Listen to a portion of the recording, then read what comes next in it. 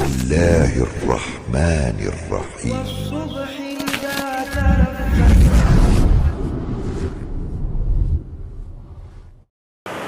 أعوذ بالله من الشيطان الرجيم.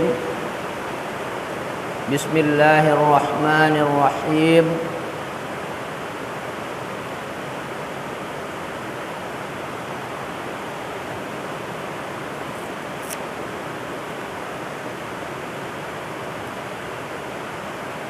يا أيها الذين آمنوا إذا قيل لكم تفسحوا في المجالس فافسحوا يفسح الله لكم وإذا قيل انشزوا فانشزوا يرفع الله الذين آمنوا منكم والذين أوتوا العلم درجات Wallahu bima ta'maluna khabir. Shadaqallahul azim.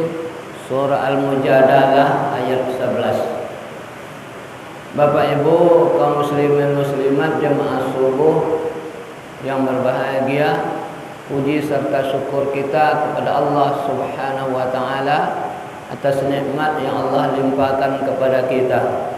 Alhamdulillah, Allah telah limpahkan nikmatnya kepada hamba-Nya, dan khusus buat kita mendapatkan nikmat yang berbeda, nikmat yang lebih daripada nikmat-nikmat yang Allah berikan kepada hamba-hambanya yang lain, yaitu kita dapat dan mampu untuk melaksanakan sholat fardu subuh secara berjamaah. Meskipun kita pada subuh ini diguyur oleh hujan, di saat-saat kita akan turun meninggalkan rumah kita menuju rumah Allah Subhanahu wa taala.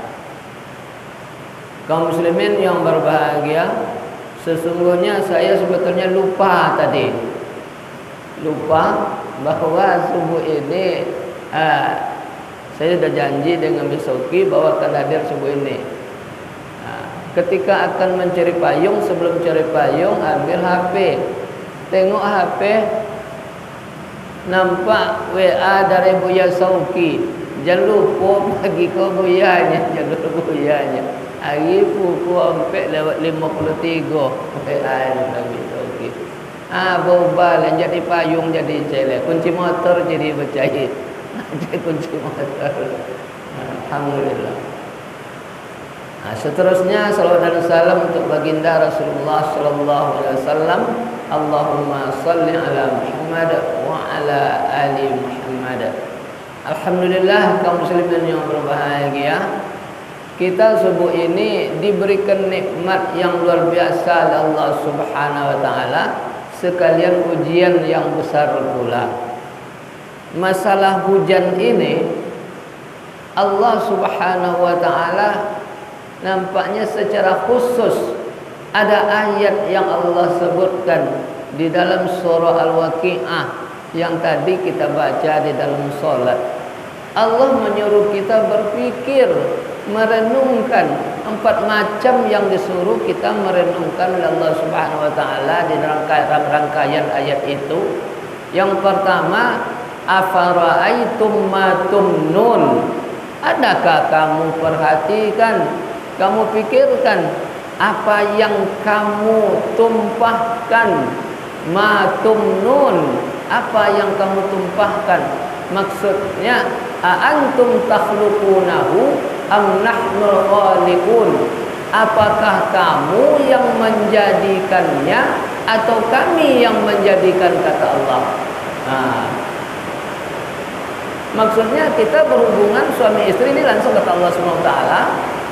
Yang mani yang kita tumpahkan itu, apakah kamu yang menjadikannya atau kami yang menjadikan, kata Allah Subhanahu wa taala. Menjadikan dia menjadi benih, menjadi anak, menjadi bayi, kita yang menjadikan atau kami, kata Allah Subhanahu wa taala. Renungkan, kata Allah. Betapa banyak orang yang ingin punya keturunan, tapi mereka tidak punya keturunan. Betapa banyak pula orang yang tidak ingin dapat keturunan, tapi banyak anak mereka. Mereka mengatasi dengan macam-macam. Betapa banyak pula pasangan suami istri. Ketika seorang laki-laki menikah dengan seorang istri, seorang perempuan, sudah begitu lama mereka bergaul, lama sekali mereka bergaul sebagai suami istri. Mereka tidak diberi keturunan oleh Allah Subhanahu wa taala. Sudah demikian lama. Dalam proses hidup, perjalanan hidup, akhirnya mereka berpisah. Siapakah yang salah? Si laki-laki kah yang salah? Si perempuan kah yang salah? Menurut medis tidak ada yang salah. Kedua-duanya tidak salah. Tapi Allah tidak memberikan mereka keturunan. Mereka cerai. Laki-laki beristri, yang si perempuan bersuami pula. Apa yang terjadi? Laki-laki dengan istrinya yang kedua mendapatkan keturunan. Si istri dengan suami yang kedua juga mendapatkan keturunan. Jawablah oleh kita, antum takhluqunahu am nahnul khaliqun, kata Allah. Kamikah yang menjadikannya atau kamu yang menjadikannya? Yang kedua yang Allah suruh juga kita renungkan di dalam surah Al-Waqi'ah itu, afara'aitum ma tahruthun a antum tazra'unahu am nahnu zari'un. Adakah kalian perhatikan tanaman yang kalian tanam?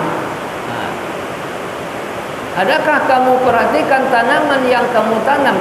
Kamukah yang menumbuhkannya? Antum tazra'unahu am nahnu zari'un? Kamukah yang menumbuhkannya atau kami yang menumbuhkan, kata Allah Subhanahu wa taala. Tanamlah tanaman, kita tanam tanaman. Bibit yang kita tanam sudah diseleksi segala macam. Tumbuhnya itu nanti belum tentu, tidak kita yang menentukan. Allah sudah menentukan itu. Sampai kepada hasilnya dan buahnya juga Allah yang menentukan semuanya. Kemudian yang ketiga, kata Allah SWT, afara'aitumul ma'allazi tashrabun. Adakah kamu renungkan, kamu perhatikan air yang kamu minum? Antum anzaltumuhu minal muzni am nahnul munzilun? Kamukah yang menurunkannya? Antum anzaltumuhu minal muzni? Kamukah yang menurunkannya dari tempat turunnya? Am nahnul munzilun? Atau kami yang menurunkan? Adakah kita duga-duga tadi hujan akan turun sederas ini, selebat ini? Tidak ada. Tidak ada, Bapak Ibu. Lawak duga-duga hujan akan turun subuh ke cendekora.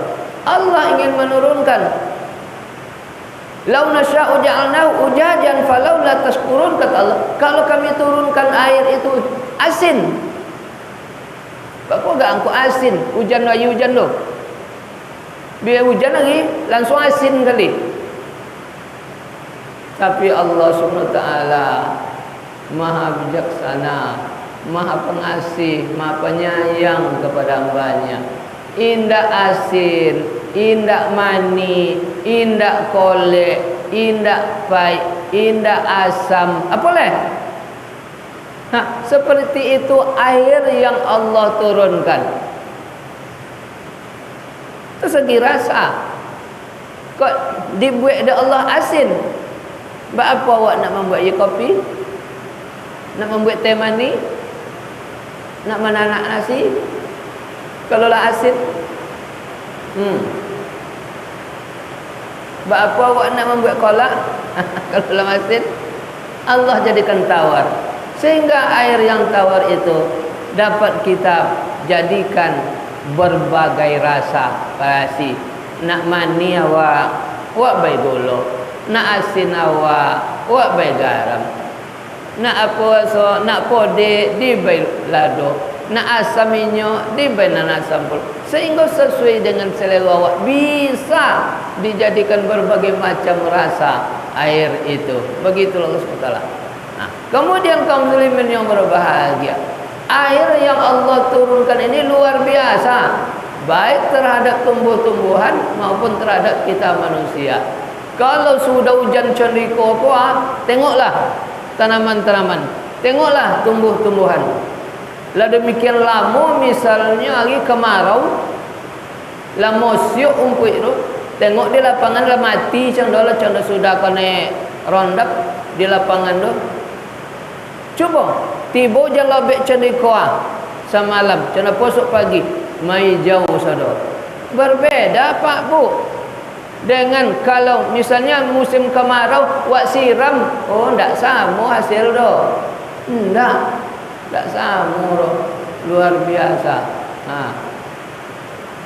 Dia 4 macam. Yang kemudian yang terakhir Nabi tanyakan Allah di situ, afara'aitumun nar allati turun. Adakah kamu memperhatikan api yang kamu pakai? Kamukah yang menumbuhkan tumbuh-tumbuhannya, pohonnya? Afara'aitumun nar allati turun afara'aitumun nar allati turun antum ansha'tum syajarataha am nahnul munsi'un. Kitakah yang menumbuhkan tumbuh-tumbuhan, kayu yang dipakai untuk menerbitkan api itu, atau Allah Subhanahu wa taala? Ini Allah suruh renungkan.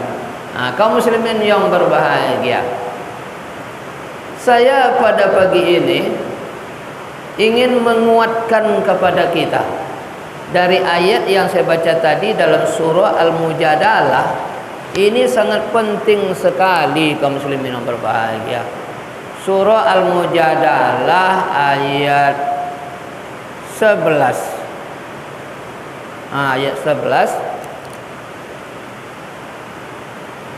Allah berfirman dalam Mujadalah ayat 11, ya ayyuhallazina, makasih Bu. Ya ayyuhallazina amanu idza qila lakum tafassahu fil majalis fafsahu yafsahillahu lakum. Ini yang pertama. Hai orang-orang yang beriman, bila dikatakan kepada kamu berlapang-lapanglah dalam majlis, maka berlapang-lapanglah.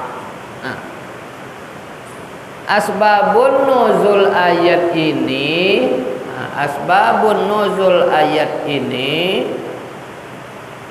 adalah ketika pada saat itu, pada hari Jumat, Rasulullah Shallallahu Alaihi Wasallam di dalam majlisnya dengan para sahabatnya di majlisnya, lalu datang beberapa orang laki-laki ahli Badar, yaitu orang-orang yang turut serta dalam perang Badar. Maka ketika ahli Badar ini datang tadi, Rasulullah melihat karena sahabat ramai, tempat penuh, maka Rasulullah melihat yang datang ini tidak mendapat tempat untuk duduk. Dapat awak bayangkan kaum muslimin yang berbahagia, kalau contoh kini kau sedang awak ceramah, kau datang orang, anda kan payah benar, kan boleh milih mana duduk ajanya. Tapi kalau misalnya kaum muslimin yang berbahagia, ketika ada tabligh akbar, misalnya awak mengundang Ustaz Somad, Ustaz Somad hari subuh, kalau disabit subuh Selasa esoknya wak, subuh Selasa esoknya Ustaz Somad datang ke sikonya wak, subuh Selasa jo, kira-kira canda aku gak jemaah bu subuh Selasa esok loh, longang macam ni kau juga. Yakin dan bu kalau Ustaz Somad akan datang walaupun subuh jo, kau masjid kau penuh lah. Mungkin ada gak aku ambil lah tiba siko, supaya dapat masuknya tentu dah hanya masjid Nurul Musallin dunia, tidak sekadang masjid Ittihad dunia, tidak sekadang masjid Istiqomah dunia. Beku tahu tidak dapat masuk. Aku ambil lah tiba siko dah. Mungkin ada dengan harapan dapat duduk beku je Ustaz Somad dunia semayang 8 sekali je. Ingat yang bahagia, tentu masjid kau penuh kan. Ketika masjid begitu penuh, dah sampai kalau tu ada orang datang kemudian Dojo nang datang le. Kira-kira contoh apa awak gak terhadap orang datang tu? Ndak sama dah. Mungkin kalau apa iko atau ibu ko menengok kawan datang cakap mungkin siko duduknya, siko ambil sui di pesampai. Siko duduknya. Mungkin ada yang seperti itu. Kan ada garnya kan? Mungkin ada. Kan siko duduknya. Pelapang itu sampai pelapang dah. Mungkin juga ada. Cuma tak tahu aja, cuma ndak abe aja. Cuma nak tentu je, cuma serius saja dengan Ustaz Somad berceramah. Tak duli aja dah. Dia nak apa kok lambat datangnya itunya dalam hati. Lalu menengok kondisi seperti itu yang tadi tidak diberikan tepat, maka Rasulullah mengatakan balapang-lapang hati baik tompe. Bahkan Rasulullah togak. Mungkin Rasulullah juga togak. Mereka memberikan kesalahan mereka. Tak son hati contoh kesal contoh. Mungkin dalam hatinya kalau nak masuk apa lambat-lambat copek malah datang. Kami tadi kompek kami ke mailah. Kau datang bu. Kan seperti itu. Bahkan ada yang keluar kalimat dari mulutnya. Tak juga adil Nabi ke dah. Aku hormati bona dah. Bukan baru datang. Awak tadi tiba ke malah. Nah, inilah sebabnya, asbabun nuzulnya turunlah ayat ini. Idza qila lakum tafassahu fil majalis fafsahu. Kalau dikatakan kepada kamu, siapa yang mengatakan tadi? Nabi Muhammad. Kalau dikatakan kepada kamu, bila dikatakan kepada kamu, berlapang-lapanglah kamu di dalam majlis, maka berlapang-lapanglah, kata Allah Subhanahu wa taala, menguatkan apa yang disampaikan oleh Rasulullah SAW tadi, memperhatikan sikap dan tanggapan dari sahabat melihat para orang yang baru datang itu. Yafsahillahu lakum, Allah akan memberikan kelapangan kepada kamu. Apa yang dapat kita petik? Kalau awak mau memberikan kelapangan kepada orang lain, awak mau memberikan kemudahan kepada orang lain, Allah akan memberikan kelapangan kepada awak balasannya. Allah akan memberikan kemudahan kepada awak di dalam hidup ini. Jadi jangan suka awak mempasompi orang, mempasusah orang. Berikan orang kemudahan, berikan orang kelapangan, tolong orang, Allah akan menolong kita. Wallahu fi aunil abdi maka nal abdu fi auni akhi, dan Allah senantiasa menolong hambanya selama hambanya itu menolong saudara-saudaranya. Ini kaum muslimin yang berbahagia luar biasa. Ini yang pertama. Yang kedua, wa idza qila suzu fansuzu, bila disuruh, bila dikatakan kepada kamu berdiri, maka berdirilah.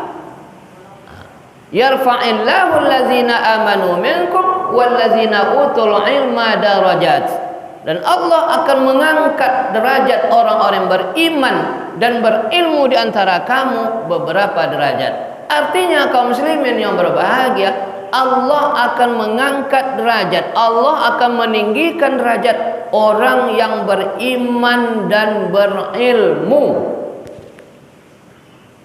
baik di sisi manusia, apatah lagi di sisi Allah Subhanahu wa taala. Orang yang berilmu tetap pasti tinggi derajatnya, dimuliakan dia di sisi manusia, dari sisi Allah Subhanahu wa taala. Allah sendiri yang mengangkat, yang memuliakan. Yarfa'illahu allazina amanu minkum, Allah mengangkat, meninggikan derajat orang yang beriman dan berilmu di antara kamu. Nampak nyata kaum muslimin yang berbahagia, orang yang berilmu dengan orang yang tidak berilmu, nampak jelas, nampak nyata bedanya. Nampak bedanya. Orang yang berilmu, mereka itu akan dapatkan kemudahan. Orang yang tidak berilmu, ia sulit. Orang yang bekerja dengan ilmu, dengan kecerdasan, dengan keterampilan, itu mereka akan mengerjakan dengan mudah, akan mendapatkan hasil yang lebih dibanding orang-orang yang bekerja tidak dengan ilmu, tidak dengan teori, tidak dengan kecerdasan, hasilnya juga akan kurang. Sampai-sampai makanya Rasulullah SAW katakan, man arada dunya fa'alaihi bil ilmi, wa man arada al akhirah fa'alaihi bil ilmi, wa man aradahuma fa'alaihi bil ilmi. Siapa yang mengharapkan dunia, hendaklah dengan ilmu. Siapa yang menghendaki akhirat, hendaklah dengan ilmu. Siapa yang menghendaki kedua-duanya, hendaklah dengan ilmu. Rasulullah katakan, ingin kita keberhasilan, kesuksesan, kebahagiaan dunia ini, cari ilmu dunia itu. Ingin kita keberhasilan, kesuksesan, kebahagiaan akhirat nanti, tuntut ilmu akhirat itu. Ingin bahagia kita dua-duanya, cari ilmu dua-duanya. Kalau di sekolah nama kena ilmu umumnya ya, buatlah nama ilmu umum je ilmu agama. Begitu kata Rasulullah SAW. Jelas bedanya, jelas sekali bedanya. Orang yang bekerja sama-sama batani juanya apa? Sama-sama batani juanya bu. Nang seorang tani contoh tu hari aja. Ndak bobar. Nang iko lah pakai teknologinya, lah pakai pupuk ikonnya, dibaca iko lah dapat punya ilmunya. Apa ndak samanya hasil apa kami iko nang awak ceniko aja ni tan cerita ni. Sebab awak sekali sudah dulu nya. Ambo Pak Ibu yang berbahagia, waktu ketek dulu tak konang jura dalam. Paunan apa awaknya? Kalau sudah manggang sawit papar, paunan mau kan? Itu tu menanam bayam saya elok orang. Lalu dia ambil bibit bayam kau. Nan tabun tu. Apanya mar? Ndak contoh itu nanam bayam dulunya nya. Awak ndak dengan ilmu kan? Sadamuk bayam tu. Kalau buat tabun macam itu je apa? Siko songgok. Padek. Siko. Arti ndak rato tu. Arti bojan macam ni kau. Esok tumbuh.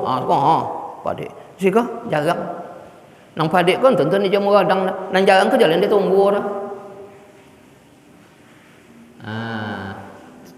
Jadi kesannya mak tak macam itu. Dia ambil tanah dohanya.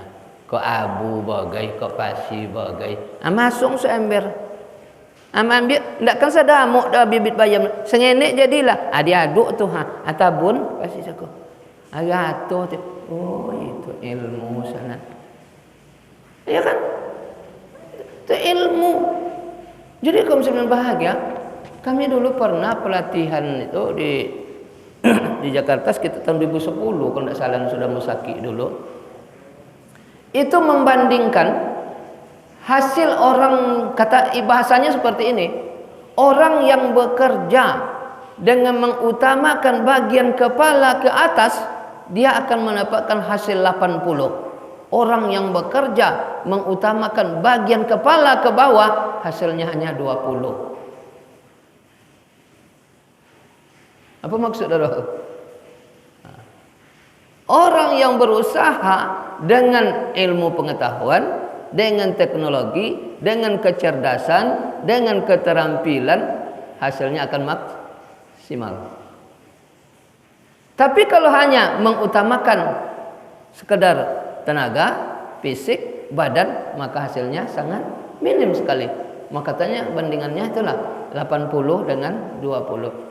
Kita tengok dalam nyata, memang seperti itu. Memang seperti itu.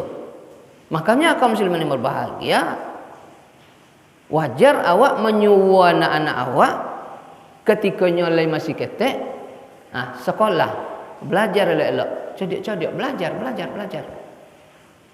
Mapal. Ujung apanya mak bagai nak jan suai duit kau conda mak juh. Kamu begitu? Ya cerita lepasan. Sekolah wang elok, rajin-rajin, mapal. Nak jan wang sok conda ya pula. Boleh elok. Apa artinya? Berilmu nanti hidup akan lebih baik. Kamu muslimin yang berbahagia. Cuman kadang-kadang dalam hal itu tidak boleh awak bunyi itu ke anak awak bolehnya. Cuman awak kaum muslimin yang berbahagia lupa. Apa yang awak lupa? Seolah-olah yang mesti belajar itu, yang mesti menuntut ilmu itu hanyalah anak-anak. dan awak seolah-olah ndak leh. Memang belajar dengan pengalaman, betul. Manakah yang lebih baik, kita belajar dengan guru dengan belajar dengan pengalaman? Ada plus minusnya. Kalau kita belajar dengan guru, kita mendapatkan ilmu sebelum kita menerapkannya. Tapi kalau kita belajar dengan pengalaman, lawak tompuh bau tontu. Oi, berlubang san siko. Boleh. Lah terjuwuk awak di situ. Baru dapat pengalaman, baru dapat ilmu. Esok ndak tercenikol. Lah gagal. Tapi kalau orang belajar dengan guru, belajar sebelumnya, nya ndak menempuh kegagalan terjuwuk tadi dah. Ndak menempuh jatuh tadi dah. Ndak menempuh rugi tadi dah. Apa sebab? Nyalah di ilmu. Jadi dulu, ilmu dulu baru dikerjakannya. Tapi kalau orang belajar dengan pengalaman, pengalaman dulu. Ibarat kalau sawah, lakoni tokok pan loro. Teruntung paling tinggi sana juga. Itu bau. Tapi kalau dengan guru diberitahu sebelumnya, lalu beko situ mu, itu ada di situ palang lo, bontu Allah tinggi, tapi rondarnya teruntung kan yang enggak. Itu ilmu, lah tentu sebelumnya. Tapi kalau menunggu pengalaman, ayat ya, lah teruntung beko palor situ, apa tentu, so hati-hati lalu leh. Itu belajar dari pengalaman namanya itu. Belajar dari pengalaman. Enggak salah. Untuk berikutnya, maka tadi itu guru. Pengalaman itu adalah guru yang berharga. Janganlah kau ini sekali dapat pengalaman itu, tidak juga jadi pelajaran bagi orang. Itu terlalu. Tapi semestinya belajar kita lebih dahulu, baru kita mengerjakan sesuatu. Jadi dengan anak-anak tadi bagus, cuman lupa waktulah. Rasulullah memesankan.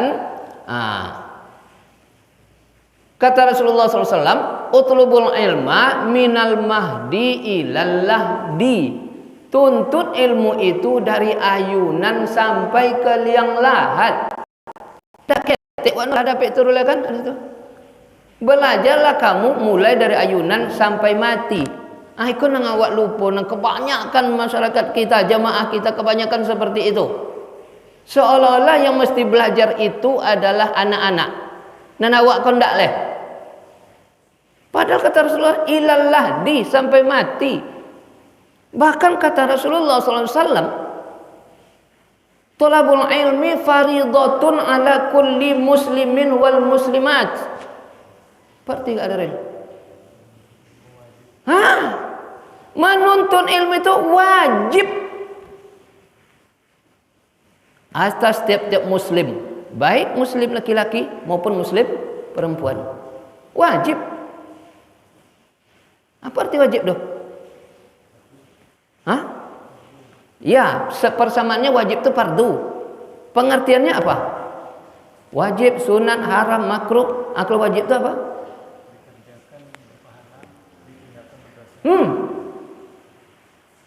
Tuntutlah ilmu itu dari ayunan sampai liang lahat. Menuntut ilmu itu wajib. Kalau kamu kerjakan, kamu dapat pahala. Kalau kamu tidak menuntut ilmu, kamu berdosa. Tidak tabayang doh kaum muslimin yang berbahagia barangkali oleh umat doh, bahwa selama ini kita tetap diberikan dosa oleh Allah SWT. Dosa apa? Dosa tidak belajar. Dosa tidak menuntut ilmu. Tidak aja awak masuk berdosa orang. Tidak masuk condong tidak bersalah aja. Merasa tidak berdosa aja. Padahal Rasulullah katakan menuntut ilmu itu wajib, fardu atas setiap muslim. Tak peduli apakah ia laki-laki atau perempuan. Aku yang pernah menolongkan Rasulullah bahagia. Tengok oleh awak majelis-majelis ilmu. Kamu itu yang terasa. Ingin menyampaikan ikut sebetulnya. Mungkin jarang disampaikan ke muslim lagi. Sehingga orang merasa ndak pada soro, ndak apa juro. Bukankah ini dosa yang terus ada di diri awak? Dosa menuntut ilmu. Rasulullah katakan, entah ndak percaya awak lagi dengan hadis Rasulullah bahwa menuntut ilmu itu wajib. Tapi alhamdulillah kaum muslimin berbahagia, Rasulullah memberikan kepada kita Mungkin Rasulullah tahu bagaimana tingkatan-tingkatan kita, cendapo antara kita ini, kemampuan-kemampuan kita. Maka oleh Rasulullah, apa katanya dalam hadisnya? Kun aliman. Lapas lain, kunu aliman. Jadilah kamu orang yang mengajar. Ini yang paling tinggi, yang pertama, yang paling utama. Jadilah kamu orang yang mengajar. Jadilah kamu menjadi seorang guru yang memberikan ilmu. Itu kata Rasulullah, itu yang pertama. Itu yang pertama. Karena nanti dalam sebuah hadis lagi kata Rasulullah, apabila mati anak Adam, iza mata ibnu Adam in qata'a amaluh, putus segala amalannya, illa min salasin, kecuali 3. Di antara yang 3 itu adalah al ilmu yantafa'u bih, ilmu yang bermanfaat yang diajarkannya. Itu yang pertama, yang hanya tinggal setelah kita mati. Yang lainnya putus. Selagi ilmu yang kita ajarkan yang bermanfaat diamalkan oleh orang yang masih hidup, maka yang mengajarkannya akan mendapat tetap mengalir pahala kepadanya. Apalagi kata Rasulullah, man da'a ilal huda kana lahu minal ajri mislu ujuri man ittaba'ah la yanqusu min ujurihim syai'a. Siapa yang mengajak orang lain kepada petunjuk, man da'a ilal huda, mengajak orang kepada petunjuk, kana lahu minal ajri, maka untuknya pahala mislu ujuri man ittaba'ah, seperti pahala orang yang mengikutinya. Kita ajarkan orang melaksanakan sholat, lalu dilaksanakan orang sholat itu, kana lahu minal ajri mislu ujuri man ittaba'ah, seperti pahala orang yang mengikutinya, la yanqusu min ujurihim syai'ah, tidak kurang sedikit pun, kata Rasulullah sallallahu alaihi wasallam. Nah, maka kita disuruh selalu mengajar. Sampai-sampai kata Rasulullah, balighu anni walau ayah, sampaikan apa yang dariku, apa yang dari aku, yang aku berikan, sampaikan meskipun 1 ayat, kata Rasulullah. Ini yang pertama, tingkatan pertama. Tapi tentu tidak banyak kita yang pada tahap ini, yang pada tahap mengajar, memberi ilmu itu. Lalu kata Rasulullah, kun aliman au muta'alliman, atau belajar. Nah, kalau tidak mengajar, belajar. Nah, jadi kalau tidak menjadi guru berarti jadi murid. Tentu ada sekolahnya, ada tempatnya, ditetapkan waktunya, tetapkan gurunya. Nah, tapi kalau usia-usia awak tentu tidak memungkinkan lagi kan? Mungkin awak keman balik ke MTS, ke perguruan tinggi, tentu tidak mungkin. Awak datangi guru-guru, ulama dulu memang seperti itu. Ulama dulu seperti itu, didengarnya di situ ada ulama besar, didatanginya ulama itu, belajar. Seperti itu. Belajar. Tentu ada evaluasi. Yang diajarkan itu nanti dievaluasi, dinilai, tentu itu yang mau belajar. Bagaimana hasilnya belajar itu? Ada peningkatan atau enggak? Berapa nilainya? Itu belajar. Yang kedua, enggak juga, mengajar enggak, belajar enggak. Rasulullah masih lagi berikan keringanan kepada kita. Yang ketiga, apa itu? Au mustami'an, mendengar. Seperti yang kita laksanakan sekarang ini, mendengar. Jadinya kan datang, duduk, diam, dengar. Enggak perlu dicatat-catat. Dicatat. Lengar artinya enggak, le dapat enggak. Esok diberi soal, enggak jadi soal. Datang, duduk, diam, dengar. Itu aja penjadilah. Itulah barangkali kaum muslimin yang berbahagia. Makanya oleh ulama-ulama wak dulu, tokoh-tokoh Muhammadiyah dulu, alhamdulillah sampai kini majelis-majelis ilmu, wirid-wirid pengajian di setiap masjid di kenegerian Kuoko ada. Paling kurang 2 kali sepekan. Malam cek, sore cek. Malam untuk jemaah umum. laki-laki dan perempuan.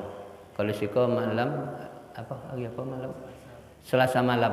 Selasa malam. Subuh Selasa. Berarti ke malam ya. Subuh. Kemudian dua maksud tadi malam dengan sore, Rabu sabuk ya. Ibu-ibu Rabu. Itu untuk apa? Karena kita diwajibkan Rasulullah SAW untuk belajar, menuntut ilmu, tidak menjadi pengajar, belajar, tidak belajar mendengar. Datang aja lah ke wirid tu, datang aja pendongang aja. Tapi tidak aja lah. Tidak aja lah. Jadi kata Rasulullah ada opsinya mengajar, belajar, mendengar. Ndak jur, bapa ngelel poka, ndak dong dah leh. Saya menemukan pada ibu yang berbahagia beberapa tempat pengajian tahsin. Itu memang ibu itu memang kini kan lah dari tahsin kan lah berterjemah pula. Jadi ketika ibu ke orang setelah membaca terjemah, ini yang baca ndak terjemah lah. Terjemahkanlah bu, apa kata buyanya? Upun ndak nongol lah. Baca dulu alhamdulillah belajarnya dulu. Kini ndak menongol lah. Tapi nya tetap ikut. Ini pada tahap yang keempat kata Rasulullah. Apa kata Rasulullah? Kunu aliman au muta'alliman au mustami'an au muhibban. Ini yang keempat. Mencintai, sonang, nyalero, suka, walaupun tak kan dong, tapi tetap ikut. Ikut dia. Ada pada ibu yang berbahagia di sebuah masjid itu antara maghrib dan isya, tidak membaca, tidak bisa daerah, tapi tetapnya duduk di situ sampai nanti waktu isya. Jangan sebaliknya. Wala takun khamisan. Jangan kamu yang kelima. Mengajar tidak, belajar tidak, mendengar tidak, bonci pula leh. Ndak suka ke bonci nama orang. Ndak jinya lero nengok wirid dulu dah. Ndak jinya lero nengok menuntut ilmu dulu dah, belajar dulu dah. Allah. Ini diancam oleh Rasulullah SAW. Wala takun khamisan, jangan kamu yang kelima membencihi majlis-majlis ilmu. Tidak nak duduk di majlis ilmu. Padahal orang-orang yang duduk di majlis ilmu didoakan oleh para malaikat. Inilah kaum muslimin yang berbahagia. Mudah-mudahan apa yang kita sampaikan dapat pula awak kembangkan, mungkin kepada anak awak, mungkin ke tetangga-tetangga awak, saudara-saudara awak, untuk awak ajak sama-sama awak ingatkan bahawa sesungguhnya belajar itu, menuntut ilmu itu hukumnya wajib. Hukumnya wajib. Tinggal lagi awak nang mano nang bisa awak laksanakan. Seperti apa lagi yang bisa kita laksanakan? Sedangkan batas waktunya ilal lahdi, sampai mati, sampai ke liang lahat. Inilah kaum muslimin bahagia. Mudah-mudahan ada manfaat kita bersama. Lebih kurang saya mohon diperbanyak maaf. Khairul kalam. Assalamualaikum warahmatullahi wabarakatuh. Ya, assalamualaikum.